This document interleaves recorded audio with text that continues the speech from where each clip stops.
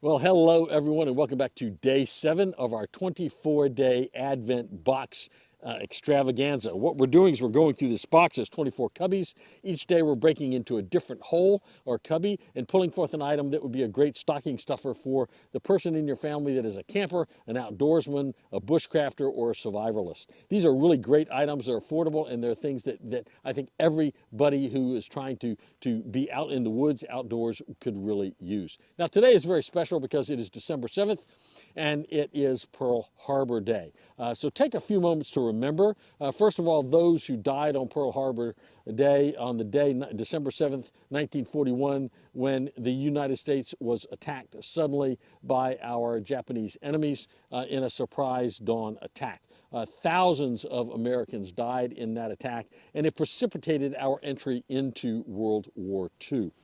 Is a really significant date, but it also showed during that 5-year war, it showed the tenacity and the strength of the American people. Millions of people stepped up and sacrificed and fought in that war to secure democracy for America and to secure freedom from fascism and freedom from tyranny as it was currently being displayed in the late 1930s. So remember our ancestors who fought in that war. There aren't many of them left. If you know any of them, please thank them for their service. But remember that they served as a model for the rest of us as to what true American patriotism really is. So let's look into our box today. I've actually broken into it already because I started filming this and the camera died, so I've had to film it again. But we're going to break into cubby number 7, which is right here, and we're going to pull out an item and see what's in there. And what we have today is the Mossy Oak 19-in-1 multi-tool. Really great multi-tool. I want to show you this thing. I really love this item. It's one of my favorite multi-tool items that you can get, even above a Leatherman or one of the other more expensive leather tools. This one is available to you for about $40 off of Amazon. I'll put the link below in the description, but it's a really, really great item. Let's take this out and take a look at it. So I think it's a fair question to ask, why do I like these Mossy Oak multi-tools so much? I mean, there are a lot of other good ones out there, right? Of course, there's the multi-tools from Leatherman. There's also multi-tools from Gerber, all of which are good tools. So why do I like this one so much? First of all, this one's only $40. I like things that are not real expensive, but are still very functional. Second, there's nothing special about the pouch, of course. This is like every other pouch you see on the market. It's kind of a sleek-looking item. First thing you notice when you open it is it's got a hammer end right here, so you can use this to hammer with if you need to. It's also got a glass breaker right here on this end, so that's really useful. If you need to open this, you can take this and smash it on a glass window and break that window really well. The other thing it has on the outside, which is kind of nice, is a fire starter. This is unusual for a lot of multi-tools. Now, I know there's one out there right now. I think it's Leatherman, has a Leatherman Spark that has a fire starter in it. I'm not sure who came up with the idea first, but it comes out. Of course, it also has a whistle in it. Decent little whistle, but the main thing I like is it's got a little bitty ferro rod in it, and you can see in the video that it does spark. It sparks pretty well. I use the back of the saw. That seems to be the best of the straight edges to use when you're trying to spark this little ferro rod. If you're looking for a straight edge, it's part of the multi-tool itself. I think the saw is pretty good. So let's look at the saw real quick. Saw is a nice, decent little saw.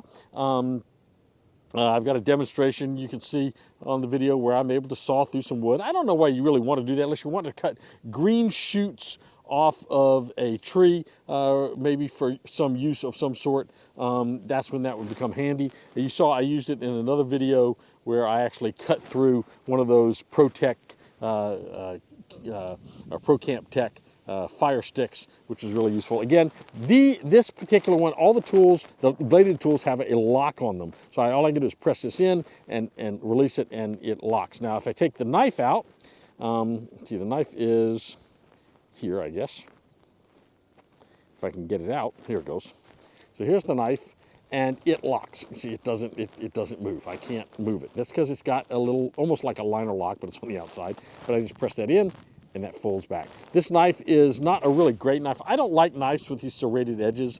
I'm not really too sure. They're great for cutting rope, I guess, but I prefer a straight edge all the way down knife. I get more cutting surface off of that, especially if this is the only knife that comes on the tool. Now there's some other tools that you can see on this. It's got a couple of tools on the inside that we'll look at in a minute. It's also got a file on there. Of course, the file is obligatory. It also locks in place.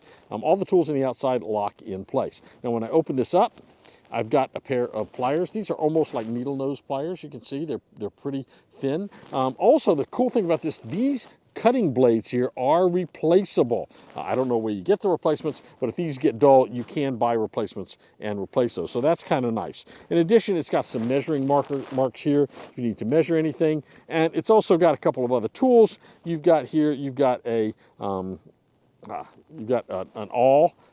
This is kind of an interesting little poking hole. It can poke a hole in something. You have a screwdriver. You've got the obligatory can opener, and you also have down here another little small knife blade that you can use for cutting things.